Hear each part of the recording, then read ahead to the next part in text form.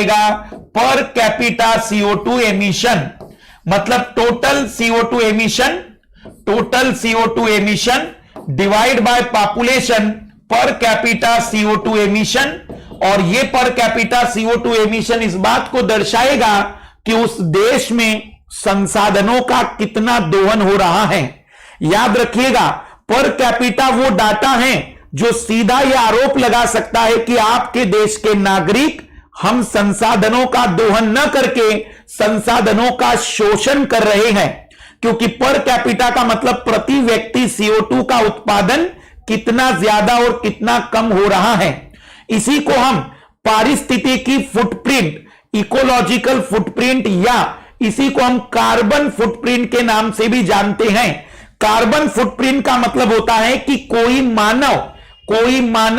व्यक्ति अपने जीवन काल में कितना CO2 एमिशन करता है, पर पर्सन कितना CO2 एमिशन कर रहा है, वो कार्बन फुटप्रिंट कहलाएगा। जैसे मान लेते एक भारतीय व्यक्ति का उदाहरण ले रहा हूं, तो एक भारतीय व्यक्ति साल भर में मान लेते हैं कि 5 कपड़े खरीदता होगा। एक भारतीय व्यक्ति साल भर में 20 किलोग्राम लकड़ी का यूज करता होगा। एक भारतीय व्यक्ति साल भर में 200 या 250 लीटर पेट्रोल या डीजल जलाता होगा। मान लेते कि एक इंडियन व्यक्ति के कारण हो सकता है कि 2-4 पेड़ कट जाते होंगे।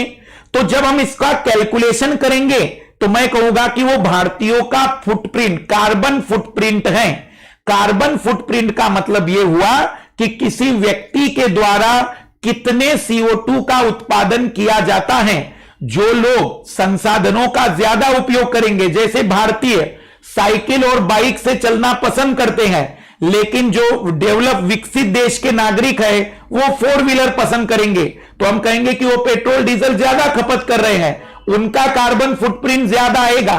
तो आइए गौर करते हैं ये पर कैपिटा, ये डाटा मैं दिखा रहा हूं आपको 2017 अक्टूबर के अकॉर्डिंग, क्योंकि अभी नए डाटा पब्लिश नहीं हुए हैं। ये 2018 के डाटा थे जो अभी तक एक्सेप्ट किए जाए हैं। अब हो सकता है कि जनवरी में 2020 में नए डाटा आएंगे, तब मैं करंट अफेयर में उसे कवर कराऊंगा। तो ये जो लेटेस्ट डाटा है अभी मेरे पास, पर कैपिटा में जो बड़े देश हैं, सबसे ज्यादा पर कैपिटा CO2 एमिशन होता है यूनाइटेड स्टेट का। वैसे अगर मैं बात करूं तो सबसे ज्यादा पर कैपिटा कतर वालों का है, लेकिन हम बात कर रहे हैं वे देश जो बड़े देश है, बड़ी इकोनॉमी है, उनमें पर कैपिटा सबसे ज्यादा अमेरिका का है, उसके बाद ऑस्ट्रेलिया का है, उसके बाद कनाडा का है। तो वे बड़े देश सबसे ज्यादा हम कहेंगे कि यूनाइटेड स्टेट, ऑस्ट्रेलिया और कनाडा। लेकिन पूरे वर्ल्ड में सबसे ज्यादा CO2 एमिशन करने वाली कंट्री पर कैपिटा कतर को माना जाता है। मेरी बातों पर ध्यान से देखना। अब पर कैपिटा सीधा स्पष्ट कर रहा है 16.5 टन। ये जो डाटा दिए जा रहे हैं ये सारे टन में है कि इतना टन CO2 प्रोड्यूस कर रहा है वहां पर एक अमेरिकन। जरा भारत को देखना 1.7, भारत को देखिएगा 1.7, मतलब एक अमेरिकन की तुलना में लगभग 10 गुना कम CO2 एमिशन हम करेंगे। अब जरा मेरी बात ध्यान से सुनिएगा। ये जो मैं डाटा आप लोगों को कंपेयर करके बता रहा हूं, ये मेंस में आंसर राइटिंग में तुम्हारी मदद करेगा। हमारी पूरी मेंस की आंसर राइटिंग में यही पूरा विरोधाभास है।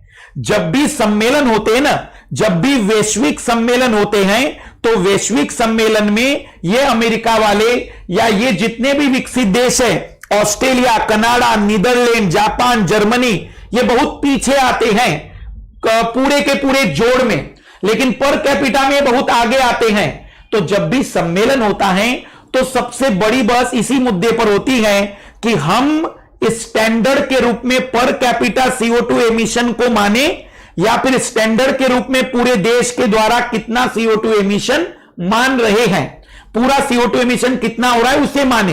तो मेरी बात ध्यान से सुनिएगा, हम लोग कहां पर जाएंगे, हम अपना समर्थन करेंगे पर कैपिटा पर। उसके लिए तर्क क्या देंगे आप लोग? सबसे पहला, पृथ्वी पर प्रत्येक नागरिक को संसाधन का बराबर अधिकार मिला है, तो प्रत्येक नागरिक के द्वारा CO2 एमिशन के लिए भी बराबरी की जिम्मेदारी होनी चाहिए। इसलिए पर कैपिटा CO2 एमिशन ज्यादा बेटर है। दूसरा तर्क हम इसमें दे सकते हैं, पर कैपिटा स्पष्ट करता है कि आप प्रकृति के संसाधनों का कैसा दोहन कर रहे हैं या प्रकृति के संसाधनों पर कितना दाब लगा रहे हैं, कितना उसका शोषण कर रहे हैं। जबकि वो विकसित देश ये तर्क देते हैं कि आप लोगों ने अपनी जनसंख्या बढ़ा दी तो इसमें हमारा कोई दोष नहीं है, हमने जनसंख्या को नियंत्रित करके उनके जीवन के स्तर को बढ़ाया है, इसलिए पूरा जोड़ करके देखा जाना चाहिए। उनके पास भी अपने तर्क है, लेकिन हम अपने तर्कों के आधार पर उत्तर को रख सकते हैं। एक जीवन सा उदाहरण मैं आप लोगों को देना चाहूंगा। अगर बचपन सामान्य गुजरा होगा तो आप लोगों ने फील किया होगा कि बचपन में, जैसे आजकल मैं देखता हूं कि जो लाइफ स्टाइल है वो हमारी भी बहुत सारी बदल चुकी है, कहीं ना कहीं जो पाश्चात्य सभ्यता है उसका हम पर असर पड़ा है। पर अगर आप लाइफ स्टाइल पर गौर करिए, आज से 20 साल पहले तो हमारे घर में 2 प्रकार के ड्रेस होते थे। एक ड्रेस वो होता था जो कभी किसी फंक्शन में पहनने के लिए अलमारी के अंदर रखा जाता था, और एक ड्रेस वो होता था जो हम डेली यूज करने के लिए या स्कूल या कहीं जाने के लिए यूज करते थे। पर देखना ये पाश्चात्य सभ्यता का असर कैसा हुआ। पाश्चात्य सभ्यता का असर ये हुआ कि आज हमारा मॉर्निंग वॉक का अलग है, सोने का कपड़ा अलग है हमारे, अगर सोने जाएंगे तो, उसके बाद अगर कहीं घूमने जाएंगे तो वो अलग है, फॉर्मल अलग हो गया है, सेमी फॉर्मल हो गया है, या मैं कह सकता हूं कि पार्टी वेयर अलग हो गए हैं। इतने टाइप हमने बना दिए हैं कि लगातार लोगों के पास कपड़ों की तादाद बढ़ रही है। या आप अपने घर से भी एक और उदाहरण मैं आपको दे रहा हूं। अगर आप लोगों ने महसूस किया होगा तो आज से 20 साल पहले माताजी जब खाना बनाती थी तो सभी लोगों के घर पर एक सब्जी और रोटियां या चावल बनता था। वर्तमान में घरों में 2-2, 3-3 सब्जियां बनने लगी हैं। यह आपका संसाधनों पर दबाव ही तो है, क्योंकि आपने अपनी भोजन की आदतों में बदलाव किया है। पहले जो घर में बनता था वो खाया जाता था, अब घर में वो बनता है जो आपको खाना होगा। यह बहुत बड़ा अंतर आ गया है। यह संसाधनों पर दबाव का कारण है और यही हमारे ग्लोबल वार्मिंग में बहुत ज्यादा असर डाल रहा है। एक छोटा सा उदाहरण मैं आपको दूं कि शायद बचपन में सभी लोगों के साथ यह घटना हुई होगी। हम भारतीय लोग कितने संसाधन की कीमत समझते हैं, इसका यह जीवंत उदाहरण है।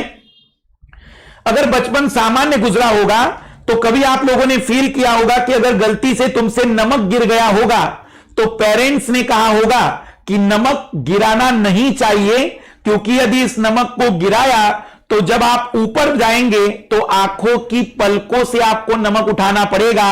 इस प्रकार का डर क्रिएट कराया गया होगा। नमक कोई महंगा संसाधन नहीं है, लेकिन नमक के बनने की प्रक्रिया को ध्यान में अगर हम रखें तो सच में यह बहुत ही महंगा संसाधन होगा। और भारतीयों ने इस संसाधन की कीमत पर ध्यान नहीं दिया है। भारतीयों ने इस संसाधन के महत्व और इसके प्राकृतिक निर्माण की प्रक्रिया पर ध्यान दिया है। अगर मैं एक छोटी सी बात आप लोगों से कहूं तो आपको यहां यह समझना चाहिए कि ये जो हमारे अंदर की डर थे, ये आज भी जिन लोगों ने ये डायलॉग सुने हैं वे आज भी नमक फेंकते समय डरते होंगे। उसका रीजन है क्योंकि वह संसाधन के महत्व को समझाने का एक तरीका था। मैं ये बताना चाह रहा हूं कि हमारा जो पुराना कल्चर था वही ऐसा कल्चर है इस दुनिया में जो संसाधनों को बहुत धीमे गति से दोहन करेगा और वही ग्लोबल वार्मिंग से बचाने में सबसे मददगार होगा। यदि इस विश्व को ग्लोबल वार्मिंग से बचना है तो कहीं ना कहीं हमें वो पूर्ण रूप से सांस्कृतिक परिवेश लाना होगा जो पहले था। हमारे यहां पर जब पुराने समय में, आज से 10-12 साल पहले, कोई कपड़ा खराब हो जाता था तो हम उसे सीधा फेंकते नहीं थे, पहले उस कपड़े को कई भागों में बांटते थे। एक कपड़ा यूज होता था शायद कोई चीजों को बांधने के लिए, एक कपड़े का पीस होता था किसी दूसरी चीज के लिए। वर्तमान में कपड़े में थोड़ा दाग गिर जाए या फिर फट जाए तो व्यक्ति उसे पहनने को तैयार नहीं है, क्योंकि कपड़ा अब शरीर को ढकने के बजाय फैशन के लिए उपयोग किया जाने लगा है। ये जो अर्थ बदले हैं, ये जो विचार बदले हैं, इसी ने संसाधनों पर दबाव डाले हैं। मैं जो आपको समझाने की कोशिश कर रहा हूं ये मेंस के पॉइंट ऑफ व्यू से याद रखना कि इस वैश्विक तापन में जिम्मेदारी सभी की है। अगर मानसिकताओं का परिवर्तन नहीं हुआ, अगर लोग नहीं समझ पाए कि आपके द्वारा जो फैशन उपयोग किया जा रहा है, आपके द्वारा जो भोजन का तरीका बदला जा रहा है, वो कहीं ना कहीं पूर्ण प्राकृतिक संसाधनों पर बोझ डाल रहा है, तब तक आप इस परिवर्तनों को ना तो करा सकेंगे, ना मेंस में आप एक बेहतर आंसर दिला पाएंगे। तो याद रखिएगा, जब भी इस टाइप की बातें दिमाग में आए, आपको यह समझना चाहिए कि किस प्रकार के संसाधन बेहतर होते हैं। यहां पर मैं एक और आपको बात समझाना चाहूंगा इस ग्लोबल वार्मिंग के माध्यम से। आप लोगों ने 10% का ऊर्जा का नियम पढ़ा होगा, 10% का ऊर्जा का नियम, और शायद आज पहली बार आप